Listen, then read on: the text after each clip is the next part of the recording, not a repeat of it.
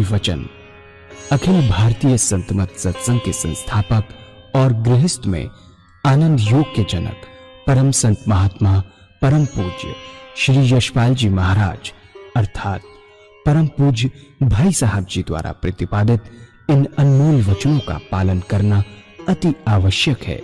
ये वचन हमारी गृहस्थ आध्यात्मिक साधना के लिए मूलभूत सिद्धांत हैं, जो इस प्रकार हैं।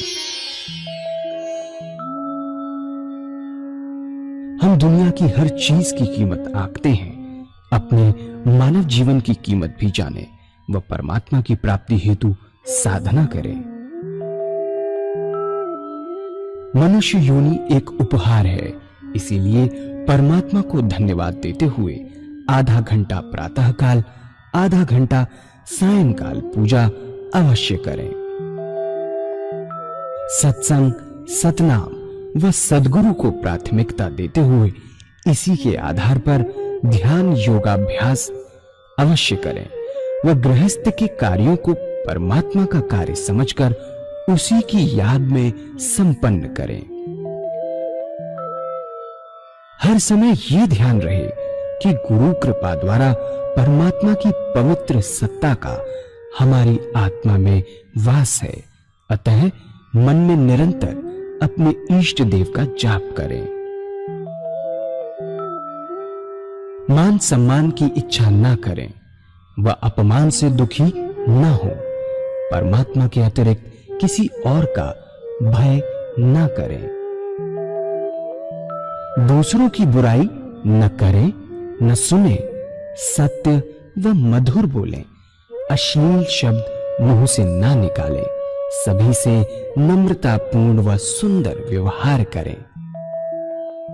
धर्म पत्नी के अतिरिक्त अपने से बड़ी से माता जैसा, बराबर की से बहन जैसा व छोटी से पुत्री जैसा व्यवहार करें। सांसारिक जीवन यापन की आवश्यकताएं अंतहीन है, इसलिए अधिक से अधिक समय सत्संग में व धन परोपकार में खर्च करें। याद रखें, न स्त्री माया है, न धन दौलत, न ही परिवार। माया वह है जो हृदय को परमात्मा से दूर हटा दे।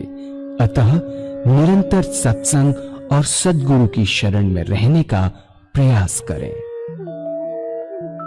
भोजन अपने इष्ट को अर्पण कर प्रसाद रूप में परमात्मा की याद में करें। रात्रि में सोने से पहले अच्छे बुरे कार्यों का आत्मनिरीक्षण कर उसका समुचित पश्चाताप करते हुए ध्यान करें व प्रभु की गहरी याद में ही विश्राम करें। परमात्मा तू ही है, तेरी इच्छा पूर्ण हो।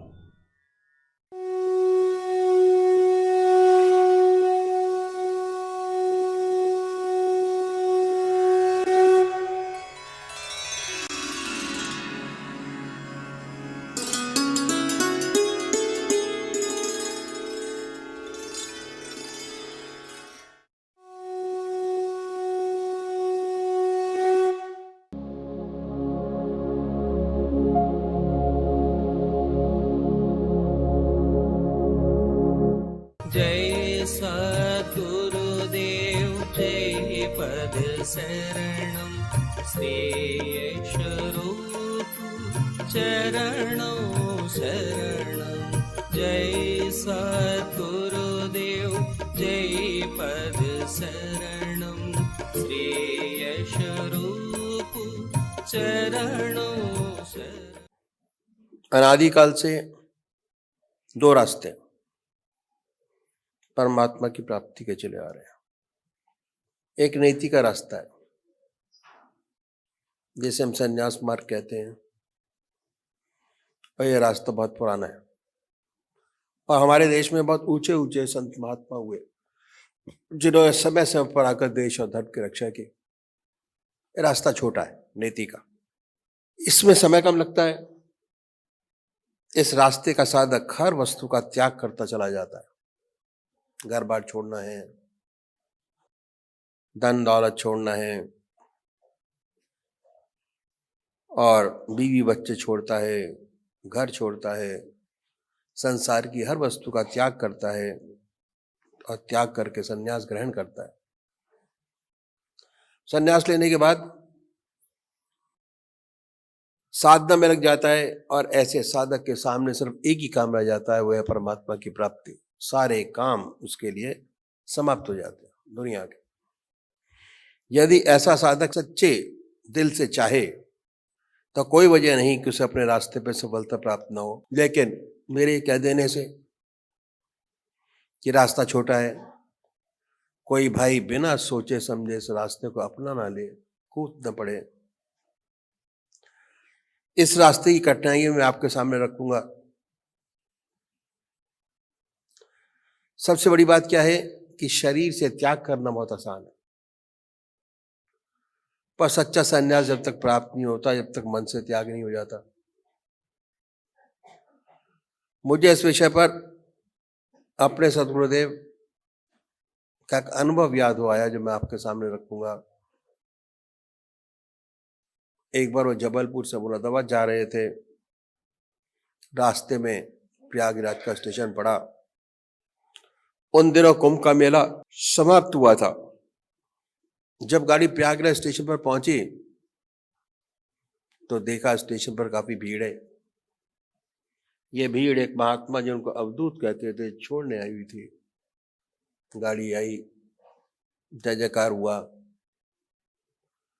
फूल मालाओं से स्वागत हुआ और इत्फाक से परमात्मा की कृपा से ये जो महात्मा थे उसी डिब्बे में चढ़े जिसमें इसके सद्गुरुदेव जी बैठे हुए थे। आपके सामने की बर्थ खाली थी, तो उसी का आके विराजे। जब गाड़ी चली और कुछ आगे निकल गई तो आपके साथ बातचीत शुरू हुई। इस बातचीत के दौरान सेवक के गुरुदेव जी ने उनसे प्रश्न किया और वह था कि आपको संन्यास लिया कितना समय हो गया। उत्तर मिला 14 वर्ष। बातचीत में दूसरा प्रश्न किया कि महाराज आप बाल ब्रह्मचारी हैं या जब संन्यास लिया तो गृहस्थी थे। बड़े प्यार से उन्होंने उत्तर दिया, मैं गृहस्थी था, मेरे स्त्री और 2 बच्चे थे। बातचीत होती रही। इसके बाद गुरुदेव जी ने आपसे प्रार्थना की कि महाराज एक प्रश्न और करना चाहते हैं, लेकिन वो प्रश्न कुछ टेढ़ा है, इसलिए पहले से आप क्षमा करें और सांत्वना दें, आशीर्वाद दें कि आप प्रश्न से नाराज नहीं होंगे, तभी प्रश्न किया जाए, अन्यथा नहीं। आगे कहा कि मैं किसी के हृदय को दुखाना नहीं चाहूंगा। महाराज जी चुप हो गए और ध्यान में चले गए। कुछ समय बाद आपने आंखें खोली और कहने लगे कि आप कुछ पूछना चाहते थे, आपने पूछा नहीं। फिर गुरुदेव जी ने अपनी बात दोहराई कि महाराज यदि आप नाराज न हो तभी मैं प्रश्न करूंगा, अन्यथा नहीं। वह बोले कि पूछो, नाराज नहीं होऊंगा। तब गुरुदेव जी ने तीसरा प्रश्न किया और ये था कि क्या अभी भी आपको अपने बीवी बच्चों की याद आ जाती है। यह सुनकर वो खामोश हो गए और ऐसा महसूस हुआ कि ध्यान में चले गए। 10 मिनट बाद आंखें खोली, कहने लगे बच्चा सत्य यही है कि आज भी हमें अपने बीवी बच्चों की याद आ जाती है, और जब मैं अपने गांव के पास से निकल जाता हूँ जहाँ का मैं रहने वाला हूँ तो ये याद बिल्कुल ताज़ा हो जाती है कि मेरी स्त्री, ये मेरे बच्चे, ये मेरा खेत, ये मेरा मकान। अब बच्चे बड़े हो गए और उन्होंने काम काज संभाल लिया। गुरुदेव जी ने आपके चरण छुए। वाकई में बहुत ऊंचे महात्मा थे, कोई शक नहीं, क्योंकि सन्यास लेते ही आश्रम बदल जाता है।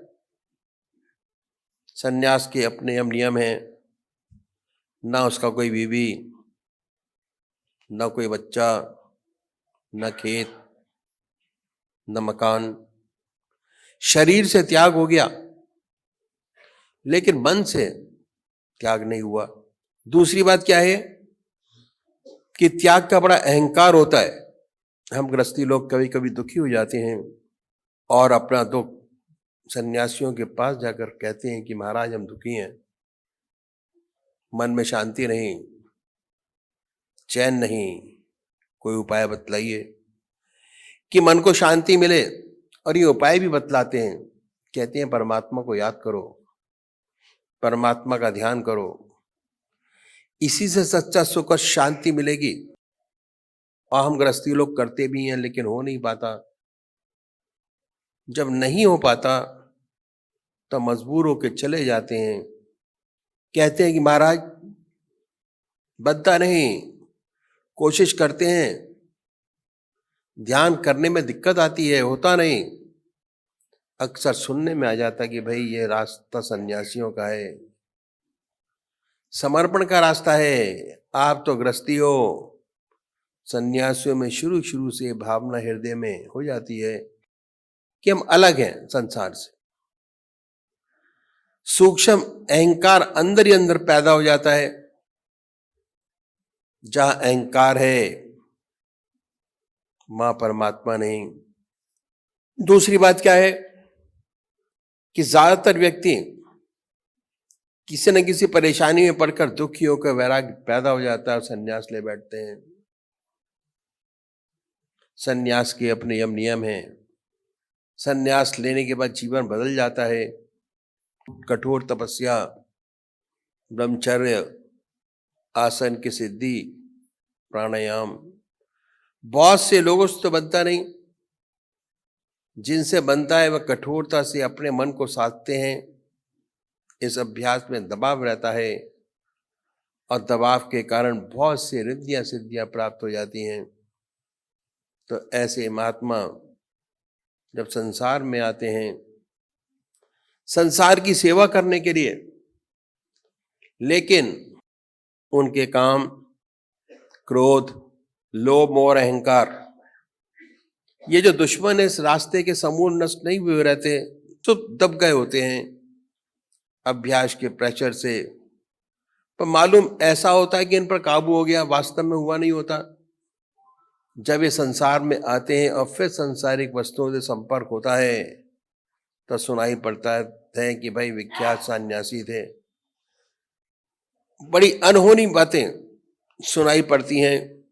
तो वजह यही है कि जब तक परमात्मा की सच्ची प्राप्ति नहीं हो जाती तब तक काम, क्रोध, लोभ, मोह और अहंकार से छुटकारा नहीं मिलता। जिन्हें हो जाती है उनका इन पर नियंत्रण हो जाता है, ये उनके मित्र बन जाते हैं। ऐसा कोई उच्च कोटि का बिरला होता है जो ऐसा होता है, वह संसार का बड़ा कल्याण करता है, संसार से उसको बड़ा लाभ होता है। इस अभ्यास में दबाव शुरू से ही शामिल है। यदि आप किसी स्प्रिंग को दबा कर रखें, जब तक दामे हैं, दबा है,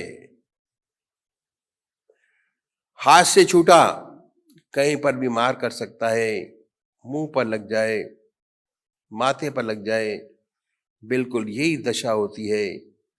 तो इस अभ्यास में दबाव शुरू से ही है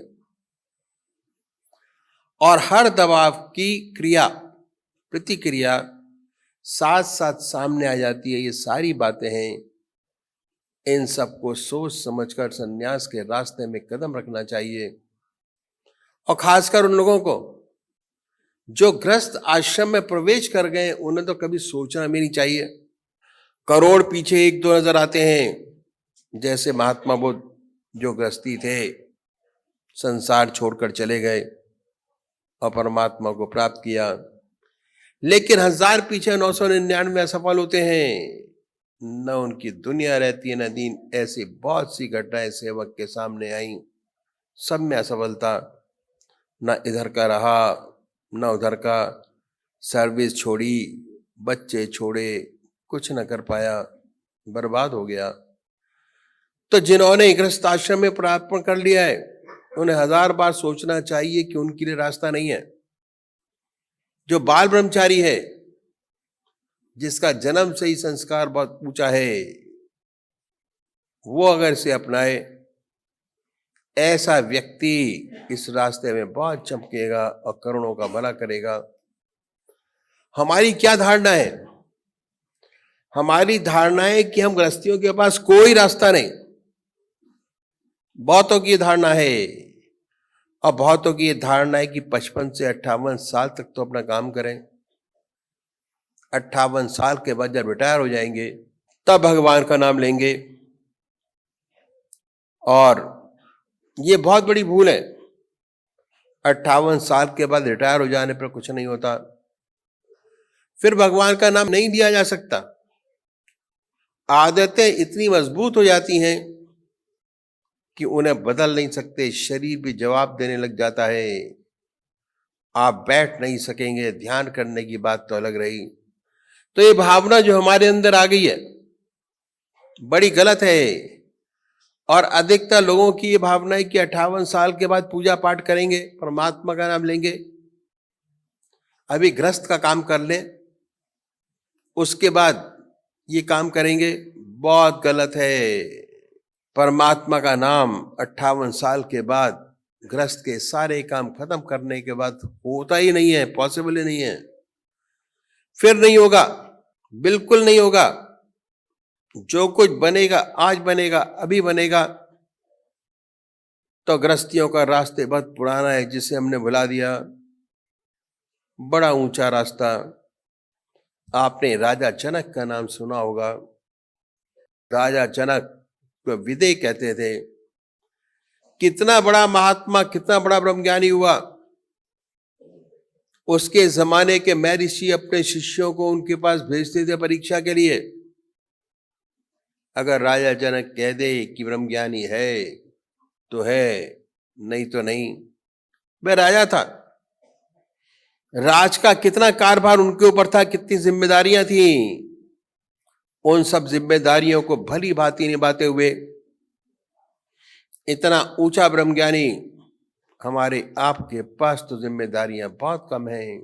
जब एक राजा ब्रह्मज्ञानी हो सकता है तो हम आप क्यों नहीं हो सकते? जरूर हो सकते हैं। तो ये रास्ता ही बहुत पुराना है जो मैं आपके सामने रखूंगा।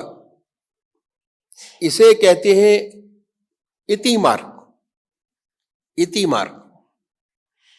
इस रास्ते में अपने जीवन में एक चीज बढ़ाते हैं, घटाते नहीं।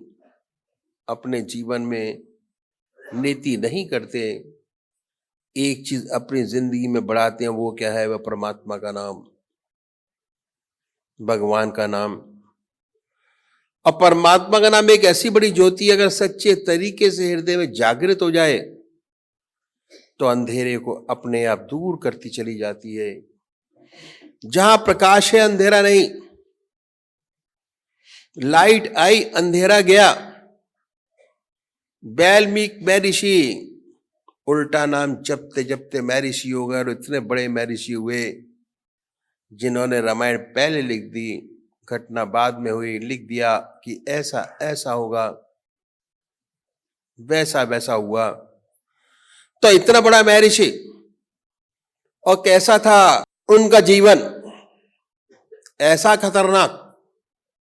जब उनके जीवन में परिवर्तन आया तो उल्टा नाम जपते जपते, भगवान का नाम हृदय में लेते लेते इतने ऊंचे महर्षि हुए कि रामायण पहले लिख दी, घटना बाद में घटी। तो ये ऐसा प्रकाश है, ऐसा उजाला है। अगर सच्चे तरीके से हृदय में जागृत हो जाए तो अंधेरे को अपने आप दूर करता चला जाता है। तो छोड़ना कुछ नहीं है। जो आपकी जिंदगी आज है, जैसी भी है, उसमें एक चीज बढ़ाइए। इस रास्ते पे चलने वाले जो हमारे सद्गुरु हुए, एक के पीछे एक, उन्होंने परमात्मा को पाने के लिए, जीवन मुक्त अवस्था प्राप्त करने के लिए अपनी जिंदगी में बड़े कष्ट उठाए। उनकी जिंदगी बड़ी कष्टमय थी, और बड़ी कठिनाइयों में रहते हुए केवल उन्होंने इस विद्या को प्राप्त किया, बल्कि हमारे लिए कुछ गुर छोड़ गए। अपने जीवन में जीवन मुक्त अवस्था प्राप्त की। जीवन मुक्त अवस्था प्राप्त करना हमारा लक्ष्य है। चाहे हम सन्यासी हों, चाहे हम गृहस्थी हों, चाहे किसी भी तरीके से क्यों ना हमें जीवन मुक्त अवस्था प्राप्त हो, ज्ञान मार्ग से और कर्म से, ध्यान से, संन्यास से, ग्रस्त से जीवन मुक्त अवस्था प्राप्त किए प्राणी में दो बात विशेष पैदा हो जाती है। पहली, निरंतर परमात्मा की याद, भगवान का ध्यान निरंतर बना रहता है। चलते फिरते, खाते पीते, सोते जागते, संसार का हर व्यवहार करते ईश्वर की याद बनी रहती है। और दूसरी बात यह है कि उसके जो कर्म हैं वह निष्काम कर्म हो जाते हैं, अहम निकल जाता है। ये दो बातें हैं, उसे स्थित प्रज्ञ कहिए या जीवन मुक्त कहिए, में पैदा हो जाती हैं। अब देखना क्या है कि इसी दुनिया में रहते हुए, संसार के सब काम करते हुए, कैसे 24 घंटे का ध्यान बने, कैसे उस परमात्मा का ध्यान बने, कैसे हमें निष्काम कर्म करने की आदत बन जाए। इन संतों ने, इन सदगुरुओं ने, जिन्होंने अपने जीवन काल में जीवन मुक्त अवस्था प्राप्त की, हमारे लिए कुछ गुर छोड़ गए। अगर इन गुरुओं को अपनाएं तो हमारा रास्ता आसानी से तय हो जाए। इन सत महात्माओं ने क्या किया? इन सदगुरुओं ने इस सारे साधन को 3 भागों में बांटा और दिन के 24 घंटों को भी 8-8 घंटे के हिसाब से 3 भागों में बांटा। अब क्या है कि साधना का पहला स्टेप पूरा कर लेने से 24 में से 8 घंटे आपके अपने हो जाएंगे। साधन का दूसरा स्टेप पूरा कर लेने से 16 घंटे आपके अपने हो जाएंगे। 16 घंटे ध्यान, परमात्मा की याद। और साधना का तीसरा स्टेप पूरा कर लेने से निरंतर 24 घंटे आपको ईश्वर का ध्यान बना रहेगा। सच्ची निष्काम कर्मता प्राप्त होगी। अभी साधन की पहली सीढ़ी जिसमें 8 घंटे आपके होंगे, कैसे बनेंगे, इस पर आपके सामने वो तरीका रखूंगा। पहली बात इन संतों ने बताई कि परमात्मा ने बड़ी असीम दया कृपा कर हमें मनुष्य योनि प्रदान की है। ये उसकी सबसे बड़ी देन है जो हमें प्राप्त है।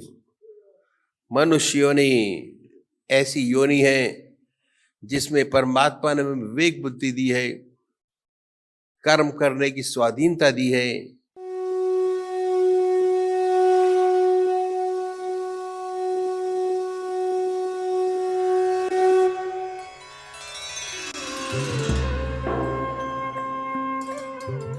ध्यान योग के कार्यक्रम आनंद योग से निशुल्क जुड़ने के लिए संपर्क करें 9810239677।